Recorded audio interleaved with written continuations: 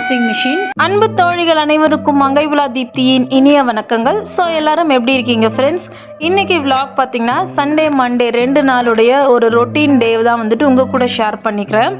இன்னைக்கு lunch menu வந்துட்டு chicken biryani செஞ்சு பாறை மீன் வந்து வறுவல் வைக்க போகிறேன்.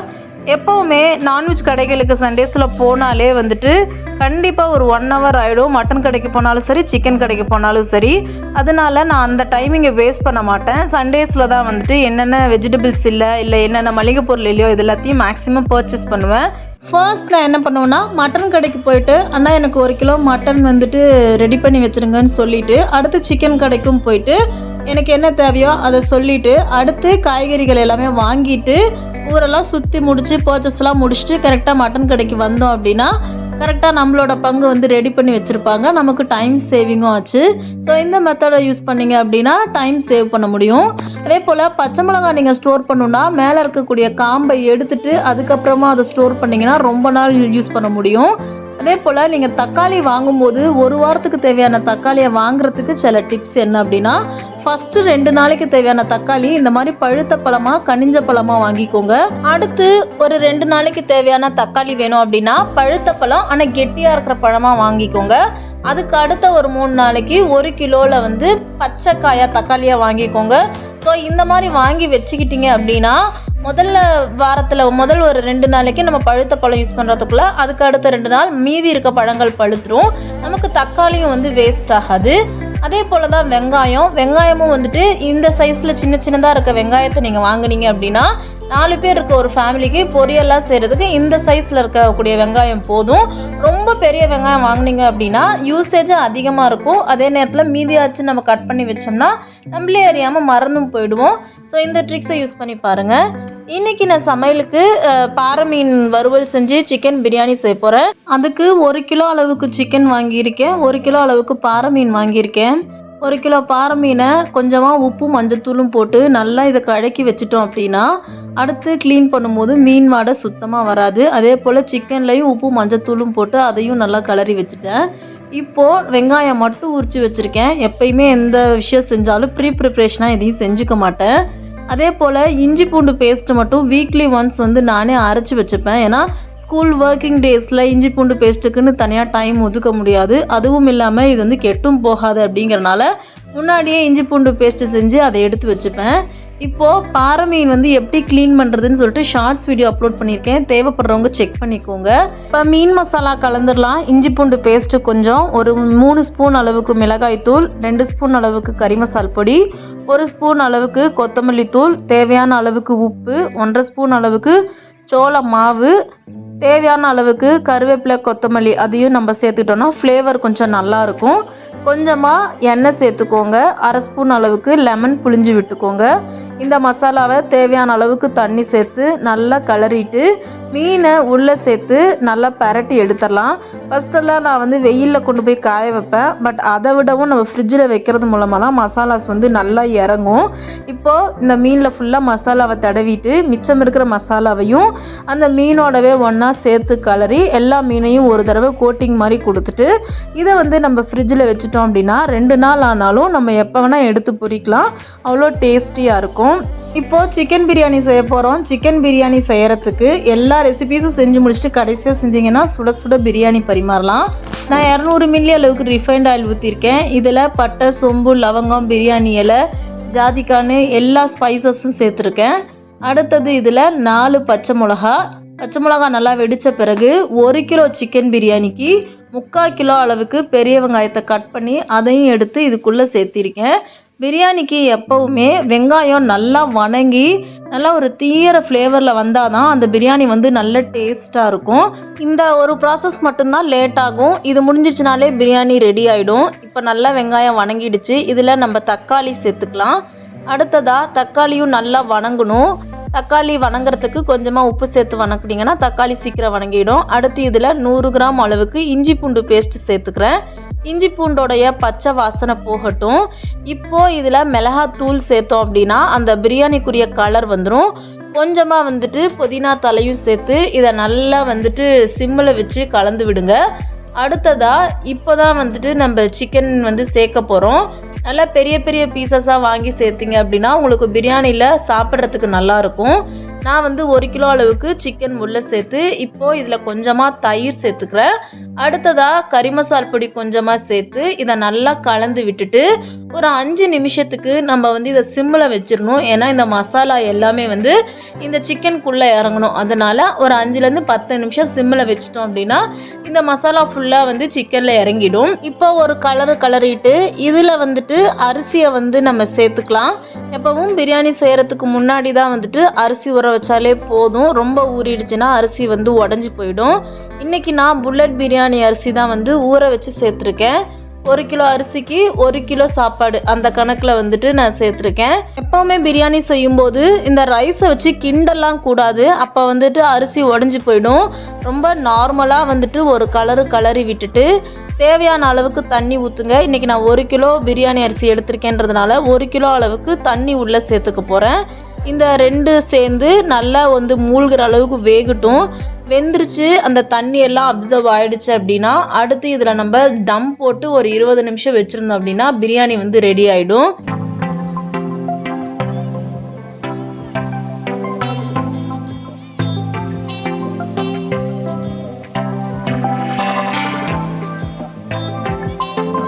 இப்போ தண்ணி நல்லா வற்றிடுச்சு. இப்போ இதில் நம்ம ஒரு தோசைக்கல்லை வந்து நல்லா ஹீட் பண்ணி அதுக்கு மேலே இந்த பிரியாணி பாட்டை தூக்கி வச்சுருக்கோம்.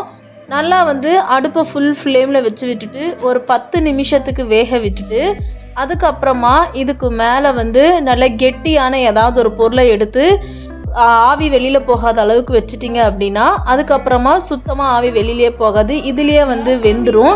கடைசியாக ஒரு 20 நிமிஷம் சிம்மில் வச்சுருந்து எடுத்தீங்க அப்படின்னா நம்மளோட பிரியாணி ரெடி ஆகிடும். எப்போவுமே பாஸ்மதி ரைஸை விட புல்லட் பிரியாணி அரிசி, பழைய அரிசி இல்லைன்னா ஜீரக சம்பா பழைய அரிசி இதில் செஞ்சீங்க அப்படின்னா பிரியாணி வழக்கத்தை விட அதிகமான டேஸ்ட்டாக இருக்கும். ஸோ எல்லோரும் சாப்பிட வாங்க.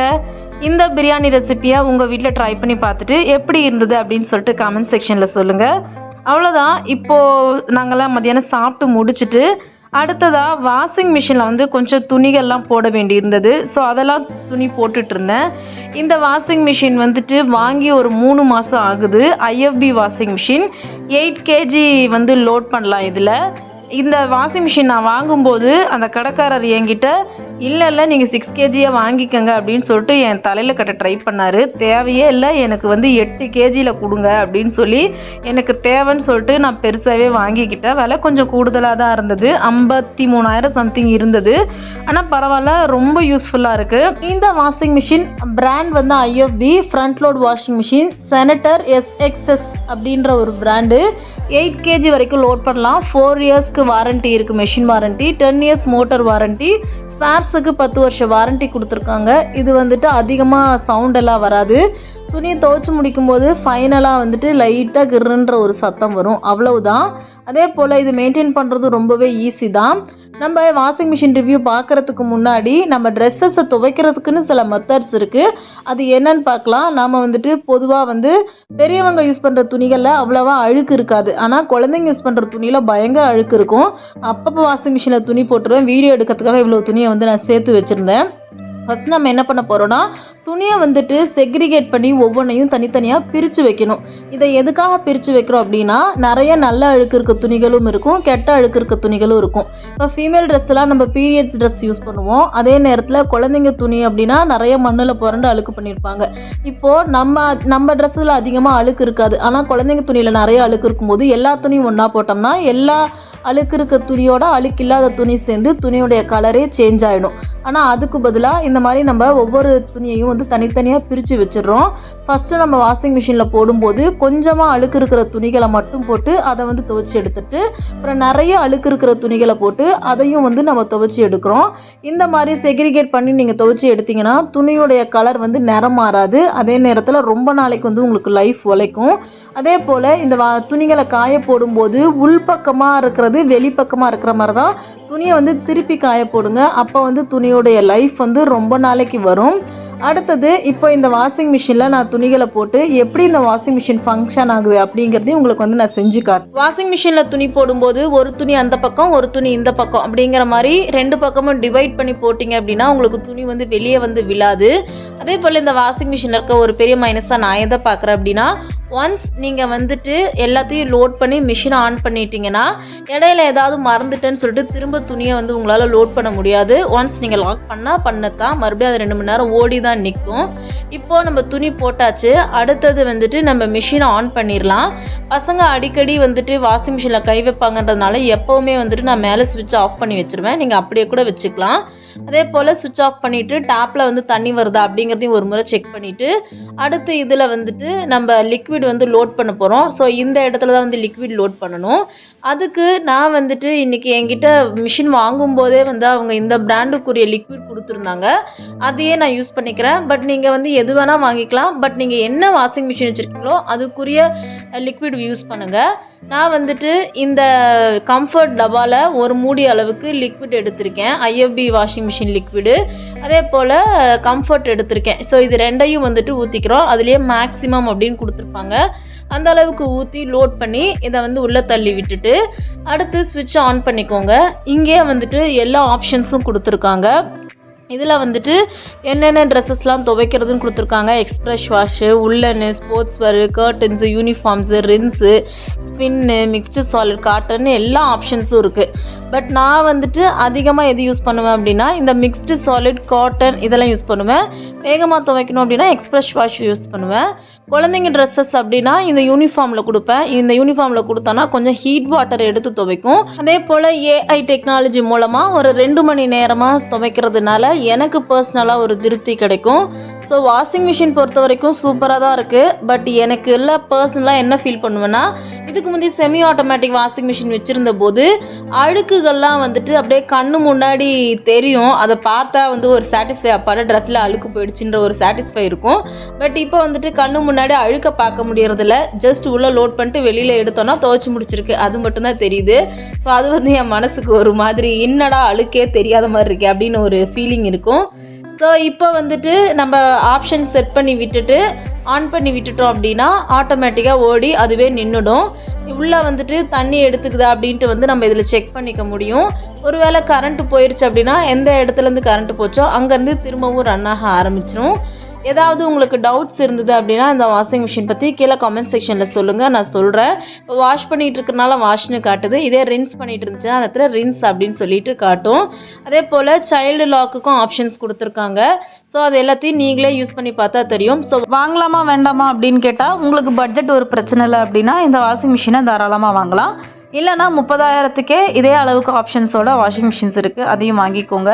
இந்த வேலையெல்லாம் முடிச்சுட்டு கொஞ்சமாக இட்லி மாவு அரைக்கிறதுக்காக அரிசி ஊற போட்டிருந்தேன். இட்லி மாவு எப்படி அரைக்கணும் அப்படின்னு யாருக்காவது தெரியணும் அப்படின்னா கீழே கமெண்ட் செக்ஷனில் சொல்லுங்கள். நான் அடுத்த வீடியோஸில் இது சம்மந்தமான டீட்டெயில்ஸை ஷேர் பண்ணுறேன். ஸோ இந்த vlog உங்களுக்கு யூஸ்ஃபுல்லாக இருந்திருக்கும்னு நினைக்கிறேன். பிடிச்சிருந்தா மறக்காமல் சேனலை சப்ஸ்கிரைப் பண்ணி சப்போர்ட் பண்ணுங்கள். வேறு ஒரு இன்ட்ரெஸ்டிங் vlogல நான் உங்களை வந்து சந்திக்கிற வரை அதுவரை இணைந்திருங்கள் தீப்தியோடு. பாய்.